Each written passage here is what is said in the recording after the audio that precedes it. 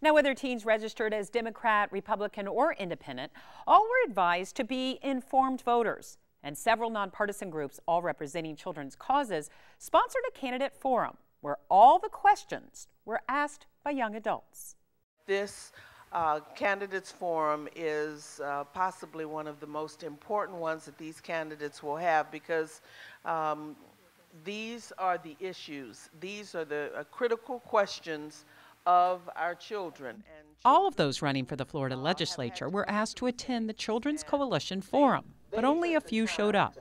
Those who did faced a panel of young voters who came with their own set of concerns. We're not getting it from the research, we're actually getting it from the children themselves. And it's an opportunity for the children to educate the candidates. And hopefully they'll take these issues back with them to Tallahassee, and they'll consider them and promote and advocate for the kids. The teens came from non-traditional backgrounds, like Vanessa, a young single mother-to-be. Many teens' moms struggle with homelessness. In West Palm Beach, there are no shelters for teen moms. What will be done as far as shelters for teen moms? That's one. Will there be one established in the near future? And how will politicians advocate for homeless teen moms? Questions should be asked of our county commissioners. They're the ones who make the decision.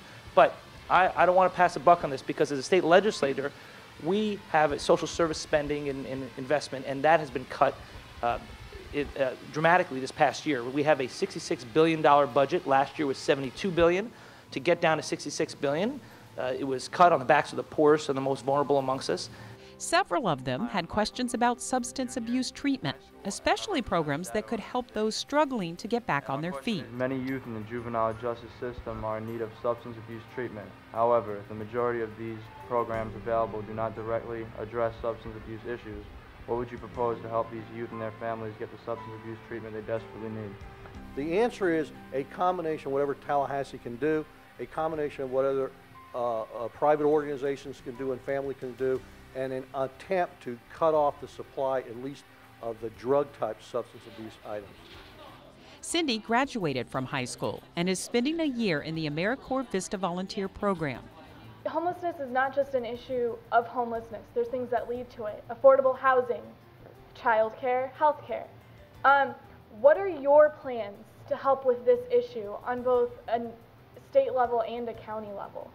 You know, I was fortunate to visit some drug treatment facilities within my district recently, and I was able to meet and speak with some young adults that left the foster care program, and they were put right out on the street, and it really broke my heart. And I want to make sure that the state can step in and do what we can, that we're not just casting 18-year-olds onto our streets for potential abuse. One of the most moving questions came from 15-year-old Alexandria Knapp, a daily caregiver to her father who suffers with MS. I just do activities with him to keep him going and help him do things. If he needs something, I go get it. If he needs help getting out of the car or bringing something in from the car, things to make his life a little easier. But it puts a little bit more responsibility on me. We would like to get access to special monies and tutoring and mentoring and computer resources. How would you help for us to receive at-risk designation?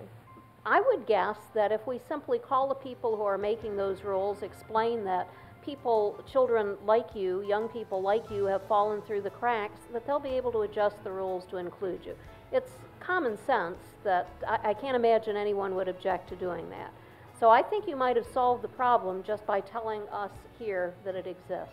Alexandria wishes she could vote in the upcoming election because she says most politicians don't realize the struggles she and other young caregivers face every day. We have so many things that we think about on a daily basis that most of those legislators that are running, they don't think about at all. Just making it through the day, thinking, well, what if my dad or somebody calls me and says that, oh, my dad, something happened to him today and he died. Things that some people don't think of on a daily basis. The voice of such an educated and passionate youngster is just why this forum was created 3 years ago. It's overused, but they are our future. And if they start voting at age 18, they're going to vote at age 22, 24. And the more they know about the issues and the more they know how to work the legislative system, the better off we all are going to be. They're concerned about what is our economy going to leave us? What about the deficits out there? What's going to happen to our generation? We're going to have to pay off this massive debt. Are we going to be sent to Iraq? So although the issues are similar, Iraq is important, the deficit to the general population, but when it comes to young people, it's a different question. It's not, what are you going to do about Iraq? It's, are you going to send me to Iraq? While there were no war questions asked here, the candidates did get to find out the difference between the generations when it comes to what is important. And Alex believes that those who are old enough to vote should educate themselves and do so. I haven't really heard too much about not voting this year, but the ones that I have heard from voting, most of them they haven't familiarized themselves with the candidates and what they're voting for, so they're unsure of like, who should I vote for, which is more of the issue.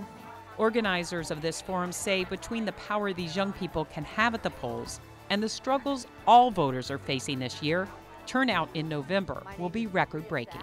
People move when they're motivated, and I think that back in the 60s, we voted a lot more than they do today, but we were facing a draft, a military draft and a war. I think when things get tighter, when the economy gets harder, I think more people will go out and vote, and kids too.